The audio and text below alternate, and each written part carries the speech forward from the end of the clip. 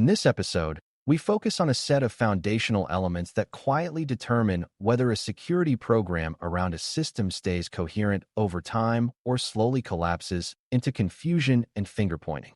Even when a system is well designed, the system can become risky if the people and processes around it are unclear about who does what limits exist, what conditions are being assumed, and how anyone will prove the system meets expectations. New learners sometimes think these topics are administrative details that can be handled later, but in operational reality, these are the guardrails that keep security meaning intact as the system evolves. Roles and responsibilities prevent gaps and duplication. Constraints prevent unrealistic plans. Assumptions make uncertainty visible, and a validation plan turns requirements and controls into verifiable outcomes rather than hopeful claims. When these elements are explicit, teams can make decisions faster, recover more reliably, and defend their posture under scrutiny. When they are implicit, teams rely on memory and informal agreements, which tend to fail during incidents, staff turnover, or major change. The goal in this lesson is to understand how to define each element in a way that supports mission outcomes while keeping security controls sustainable and testable. Before we continue, a quick note. This audio course is a companion to our course companion books. The first book is about the exam and provides detailed information on how to pass it best. The second book is a Kindle-only ebook that contains 1,000 flashcards that can be used on your mobile device or Kindle. Check them both out at cyber.author.me in the Bare Metal Study Guide series. Roles are about who participates in the life cycle of the system, and defining roles means making sure the right kinds of decisions and actions have clear owners. A role is not always a job title, because a job title can include many duties, while a role in risk and security work is a specific function like approving access, managing configuration baselines, triaging alerts, or authorizing exceptions. Responsibilities are the specific duties associated with a role, including the expected actions, the expected decisions, and the expected accountability. Beginners often think defining roles is just making an org chart. But the more important part is defining how roles interact, such as who provides evidence, who reviews it, who approves a change, and who verifies that the change did not introduce new risk. A well-defined set of roles also includes escalation paths, so it is clear who takes charge during incidents and who communicates to leadership and stakeholders. Clear roles and responsibilities reduce operational risk because they reduce time lost to confusion and reduce the chance that critical tasks are left undone. They also reduce conflict because people can see whether a task was assigned and whether it was completed, which is essential for maintaining trust across teams. A useful way to define responsibilities is to focus on outcomes, not just tasks, because tasks can be completed without achieving the purpose. For example, a responsibility like reviewing access requests is less meaningful than ensuring access is granted according to least privilege and reviewed periodically for continued need. A responsibility like monitoring alerts is less meaningful than ensuring that relevant signals are detected and triaged within an acceptable timeframe. When responsibilities are outcome-oriented, they naturally connect to risk reduction and mission continuity rather than becoming checkbox behaviors. Outcome focus also helps identify where a role needs authority, because if a person is responsible for an outcome but lacks the ability to enforce it, the responsibility is unrealistic. This is a common beginner mistake, where teams assign responsibility without giving the power to act, leading to chronic failure and frustration. Defining responsibilities, while therefore includes clarifying what decisions the role can make and what resources or access the role requires. When authority aligns with responsibility, accountability becomes fair and operational performance improves. Constraints are the realities that shape what can be done, when it can be done, and how reliably it can be sustained. In production systems, constraints often include limited maintenance windows, strict availability expectations, performance limits, staffing limitations, and dependency constraints such as vendor support hours and patch release schedules. Constraints can also include policy and legal constraints, such as data residency requirements or auditing requirements. Beginners sometimes treat constraints as obstacles to ignore, but ignoring constraints does not remove them. It simply pushes the consequences into failure and unplanned risk acceptance. For example, If you design a control that requires frequent manual review but staffing is limited, that control will eventually be skipped and the system will drift into higher risk. If you require rapid patching but the system cannot tolerate downtime and lacks redundancy, patching will be delayed, increasing exposure. Defining constraints explicitly allows leadership to decide whether to invest to relieve them, such as funding additional staffing or building resilience, or to accept risk knowingly. Constraints also inform validation, because validation plans must reflect what is realistically testable in the operating environment. Assumptions are the statements you accept as true in order to plan and evaluate the system, and they are unavoidable because no one can know every detail at all times. The danger is not having assumptions. The danger is having assumptions that remain hidden, because hidden assumptions create surprise when reality differs. Assumptions might include the expectation that users will authenticate through a specific identity provider, that administrators will follow change control procedures, that logs will be retained and accessible, or that vendors will provide timely security updates. Some assumptions are strong because they are backed by contracts, verified configurations, or established processes, while others are weak because they are aspirational, like we will implement better monitoring soon.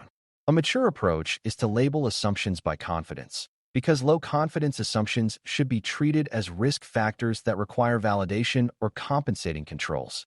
For beginners, the key is to treat assumptions as part of the system's risk context, because when an assumption fails, residual risk becomes higher and prior decisions may no longer hold. By documenting assumptions, you make it possible to revisit them systematically rather than discovering their failure during an incident. Constraints and assumptions are closely related, and understanding their relationship prevents a common misunderstanding. A constraint is a limitation you must work within, such as a fixed budget or a required uptime target. An assumption is a condition you believe holds, such as the belief that a certain team will respond within a certain time frame or that a dependency will remain stable. If you treat an assumption as a constraint, you might build a design that is brittle because it depends on something that is not guaranteed. If you treat a constraint as an assumption, you might plan controls that are impossible to operate and then be surprised when they fail. Defining both clearly helps you decide what must be engineered around and what must be verified or strengthened. It also helps in communication, because stakeholders can challenge assumptions and constraints separately, such as increasing budget to relieve a constraint or investing in monitoring to strengthen an assumption about detection capability. Beginners should learn that clarity here is a form of risk reduction because it prevents unrealistic plans from becoming hidden sources of failure. A validation plan is where all of these elements become practical, because validation is how you confirm the system meets requirements and that controls produce the outcomes you rely on. Validation is not a one-time test. It is a structured approach to verifying behavior at the times that matter, including before deployment, after major changes, and periodically during operations. For a beginner, it helps to think of validation as answering 3 questions. Did we build what we intended? Does it behave securely under expected conditions? And do we have evidence that it continues to behave securely over time? A validation plan includes what will be checked, who will check it, what evidence will be produced, and what thresholds determine pass or fail. It also includes how often validation occurs and what triggers additional validation, such as new integrations or significant configuration changes. When validation is planned, teams avoid the chaos of discovering problems late, and leaders gain confidence that risk posture is based on observed reality rather than assumptions. This is a major reason validation plans are a core part of security engineering practice. Validation must be connected to decision criteria, because validation without decision linkage becomes busy work. If your criteria say that certain impacts are unacceptable, validation should focus on controls that prevent or reduce those impacts. If your criteria prioritize integrity for a specific workflow, validation should confirm that data changes are controlled, auditable, and protected against unauthorized modification. If your criteria prioritize availability, validation should confirm that recovery mechanisms and failover behavior work as expected and that monitoring will detect failures quickly. Beginners sometimes think validation is primarily about checking boxes, but the more meaningful approach is validating the risk-reducing claims you are making. For example, If you claim that a monitoring improvement reduces time to detect, validation should check that relevant events are captured and that alerting and response processes are functional. If you claim that access governance reduces unauthorized actions, validation should check role definitions, approval pathways, and periodic access reviews. When validation is aligned to risk claims, it becomes easier to justify and easier to sustain. Roles and responsibilities directly shape validation quality, because validation depends on people doing work consistently and independently where appropriate. If the same person builds a control, declares it effective, and approves its acceptance without oversight, you can create blind spots, even if everyone is acting in good faith. A validation plan should therefore clarify who provides evidence, who reviews it, and who approves the conclusion, so there is a healthy separation of duties for high-impact areas.